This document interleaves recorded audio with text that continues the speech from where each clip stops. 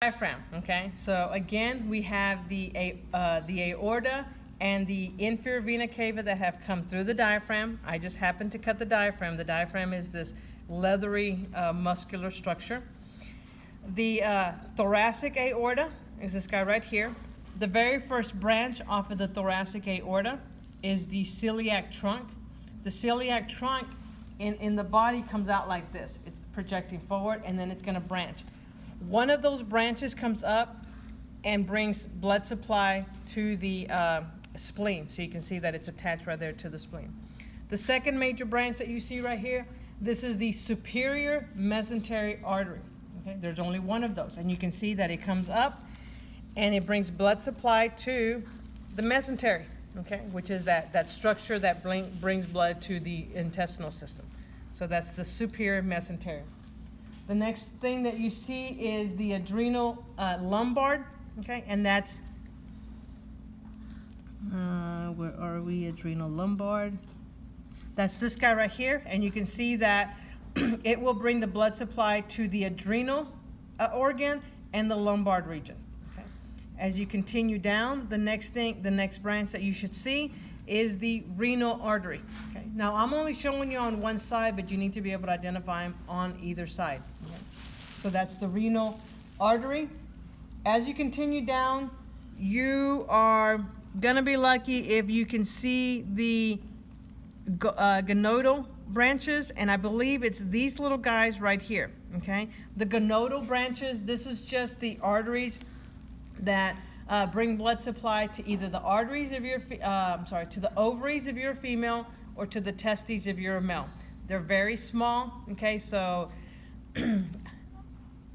would you think that we're gonna tag those, okay? And they're very small. If you can find them, let me know, okay? Once you get past the gonadal, you're gonna find a inferior mesentery. That's this guy right here, which I just happened to break, okay? So that's the inferior mesentery. That artery would come back up and meet with the superior mesentery and then bring the blood supply to the mesentery. As you keep going, the next branch you're gonna see is this guy right here, okay? And that is the iliolumbar branch, okay? And you can see that you have it on both sides. Then you continue down.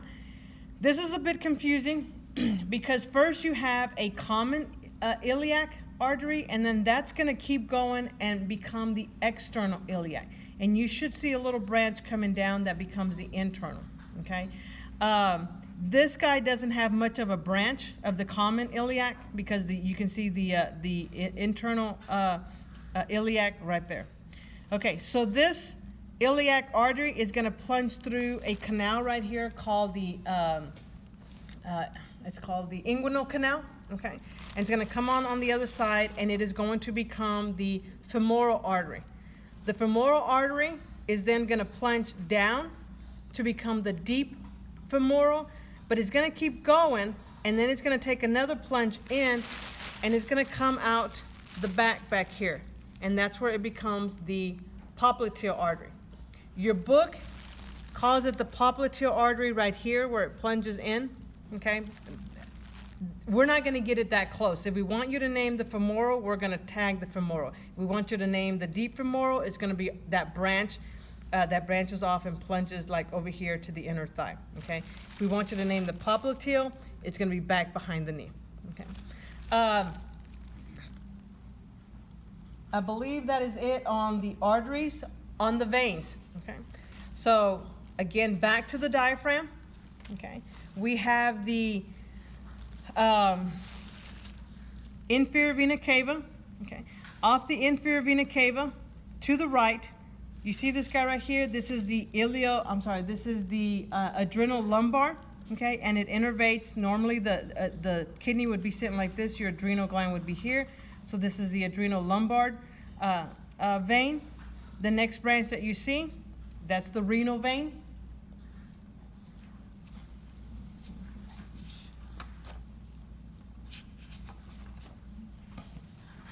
Off the renal vein, you have this little guy right here. This is one of the gonadal veins. Okay, so they're a little bit different on the veins as they are on the artery. Here, the gonadal one The left one is coming off of the renal vein, okay?